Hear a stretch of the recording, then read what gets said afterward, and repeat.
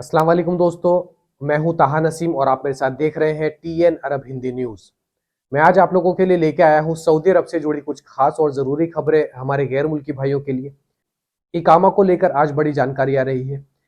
इसके अलावा जमजम के पानी को लेकर आज एक नया इनिशिएटिव शुरू किया गया है सऊदी हुकूमत की तरफ से, उसके बारे में बात करेंगे। और भी मजीद जानकारी आई है तो सभी खबरों के बारे में विस्तार से बात करेंगे। आप लोगों से गुजारिश है कि इस वीडियो को शुरू से लेकर आखिर तक जरूर देखें, ताकि जो काम की जानकारी है, सही जानकारी, वो आपको मिल पाए। तो चलिए खबरों की शुरुआत करते हैं। पहली खबर हमारे पास आ रही है सऊदी डिफेंस मिनिस्टर की तरफ से, जिसमें सऊदी डिफेंस मिनिस्टर को दो 14 साल के बच्चों की फ्लड में यानी कि बाढ़ में गायब होने की रिपोर्ट दी गई। उनको जब ये जानकारी मिली तो उन्होंने सर्च अभियान चालू किया गया।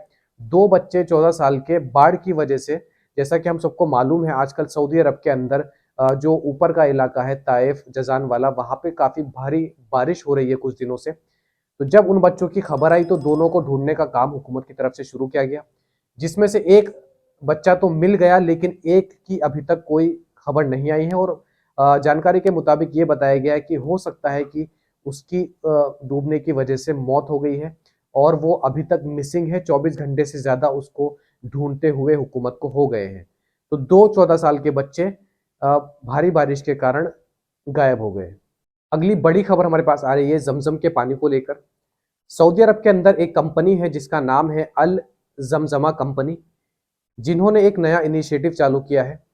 यानी कि सऊदी अरब के अंदर इस साल जो हज करने के लिए जाने वाले हैं, उन लोगों के घर पे, उन लोगों के रेसिडेंट्स जो वो अपना एड्रेस लिखवाएंगे अपने फॉर्म में, जो वहां पे डिटेल्स उनसे मांगी जाती है, उनके उस एड्रेस पे जमजम का पानी ऑनलाइन भेजा जाएगा।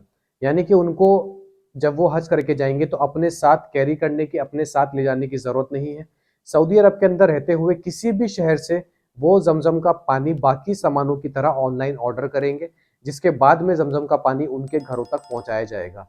ये सुविधा सिर्फ और सिर्फ हज पिलग्रिम्स के लिए है। यानी कि जो लोग हज के लिए रजिस्ट्रेशन करवा रहे हैं और इस साल हज के लिए जाने वाले हैं, उन लोगों को ये सुविधा दी जा रही है और वो सऊदी अरब के अंदर मौजूद है। अगली बड़ी खबर हमारे पास आ रही है इकामा को लेकर। जवाजात के ट्विटर अकाउंट पे एक शख्स ने सवाल पूछा है, और ये सवाल अक्सर हम लोगों के दिमाग में जरूर आता है जो कि सऊदी अरब के अंदर रहते हैं वर्कर।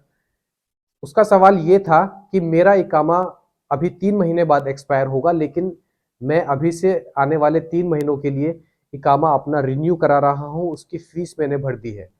तो क्या मेरे जो 3 महीने बाकी हैं वो खत्म हो जाएंगे, और जो मैंने 3 महीने के लिए रिन्यू कराया है उसका टाइम कब से शुरू होगा? इसके जवाब में जवाजात ने लिखा है कि मिसाल के तौर पे आपका इकामा अगर 20 मार्च को एक्सपायर होने वाला है और आपने जो रिन्यू करने की फीस भरी है वो 20 दिसंबर को भर दी है, यानी कि 3 महीने पहले, तो इस हालत में आपका जो इकामा रिन्यू होगा वो 20 मार्च के बाद ही रिन्यू होगा। यानी कि आप अगर दिसंबर में भी अपना इकामा रिन्यू करा लेते हैं तो 3 महीने के बाद जब आपका इकामा एक्सपायर हो जाएगा, ऑटोमेटिकली उसके बाद वो 3 महीने के लिए रिन्यू कर दिया जाएगा। यानी कि इसमें आपका टाइम कोई खत्म नहीं होता है। जब तक आपका इकामा एक्सपायर नहीं होगा तब तक वो रिन्यू भी नहीं होता है। हालांकि आप पहले ही फीस भी अगर भर देंगे तो आपके जो पहले से इकामा में टाइम बचा हुआ है उसमें कोई कमी नहीं आएगी। वो टाइम पूरा खत्म होगा और उसके बाद ऑटोमेटिकली आपके आगे 3 मंथ के लिए इकामा रिन्यू करा दिया जाएगा, क्योंकि आपने पहले से उसकी फीस भर दी है। मजीद एक भाई ने और जवाजात के ट्विटर अकाउंट पे एक सवाल पूछा है।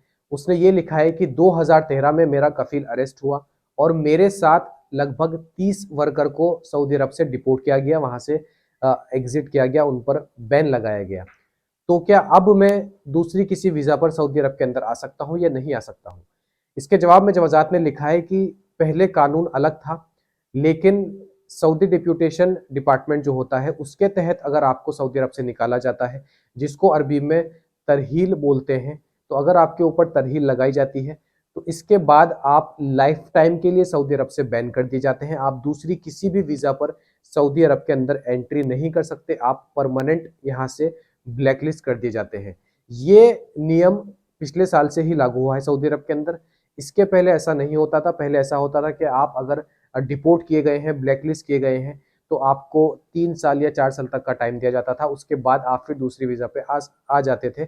लेकिन अब अगर आप तरहील के मुताबिक आप डिपोर्ट किए गए हैं, ब्लैकलिस्ट किए गए हैं, तो आप लाइफ टाइम किसी भी वीजा में सऊदी अरब के अंदर नहीं आ सकते। सिर्फ और सिर्फ आप उम्रा की वीज़ा से उम्रा करने के लिए आ सकते हैं, किसी काम में नहीं आ सकते। अगली एक दुखद खबर हमारे पास आ रही है नफसिफ अल कमर, जो कि सऊदी अरब के ईस्टर्न रीजन में एरिया पड़ता है।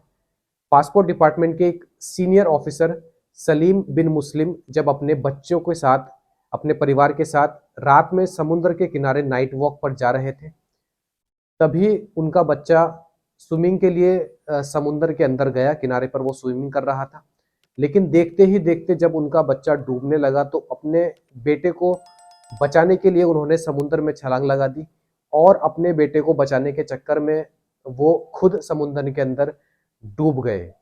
धीरे धीरे वो गहराई में जाते रहे, जिनके बाद उनका कुछ पता नहीं चला और उनकी डूबने के कारण मौत हो गई। 52 साल इनकी उम्र बताई जा रही है। सऊदी पासपोर्ट डिपार्टमेंट की तरफ से इनकी काफ़ी तारीफ की गई है कि ज़िंदगी पर इन्होंने सेक्रीफाइस ही किए हैं, और अब भी इनकी मौत सेक्रीफाइस के लिए ही हुई थी, और ये काफ़ी अच्छे आदमी थे। सोशल मीडिया पे इस सेक्रीफाइस को काफ़ी वायरल किया जा रहा है, यानी कि सलीम बिन मुस्लिम ने जो अपने बच्चों के लिए किया, उसके बारे में कोई शब्द उस सेक्रीफाइस को बयान नहीं कर सकते। अपने बेटे को बचाने के लिए अपनी जान कल सऊदी अरब के ईस्टर्न रीजन में सलीम बिन मुस्लिम ने दे दी। अगली खबर हमारे पास आ रही है सऊदी मिनिस्ट्री ऑफ इंटीरियर की तरफ से।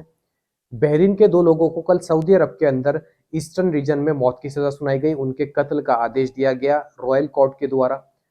इन दोनों का जुर्म ये था कि इन्होंने टेररिस्ट ग्रुप ज्वाइन किया हुआ था, आतंकवादी संगठन के साथ ये दोनों जुड़े हुए थे, और सऊदी अरब के अंदर रहकर अपनी प्लानिंग और प्लॉटिंग कर रहे थे। इन दोनों का जो लीडर था वो बताया जा रहा है बहरीन के अंदर मौजूद है, और उसकी अब तलाश जारी की जा रही है। बहरीन के अंदर उसको वांटेड कर दिया गया है और हर जगह उसको ढूंढा जा रहा है। दोनों के जो मंसूबे थे वो बहरीन और सऊदी अरब को नुकसान पहुंचाने के थे। पूरी जानकारी मिलने के बाद मामला कोर्ट में गया, और कल रॉयल कोर्ट में इनको मौत की सजा सुना दी गई, और इनका आज सरकलम हो जाएगा। तो ये थी आज की कुछ खास और ज़रूरी खबरें सऊदी अरब से जुड़ी हुई हमारे गैर मुल्की भाइयों के लिए। ऐसी खबरें मैं आप लोगों तक डेली लाता हूं, तो आपके मन में कोई भी अगर सवाल आता है इकामा को लेकर, नकल कफाला को लेकर, पासपोर्ट, जवाजात, किसी के भी मुताबिक, तो आप हमसे सवाल कमेंट बॉक्स में लिखकर ज़रूर पूछ सकते हैं। हम आपके सवाल का जवाब देने की पूरी कोशिश करेंगे। आप हमारे चैनल पर नए हैं तो चैनल को सब्सक्राइब करना ना भूलें, और वीडियो पसंद आई हो तो वीडियो को लाइक भी कर दें। मैं ताहा नसीम अब आपसे इजाज़त चाहता हूँ। इंशाल्लाह जो है कल मज़ीद खबरों के साथ आपसे फिर मुलाकात होगी।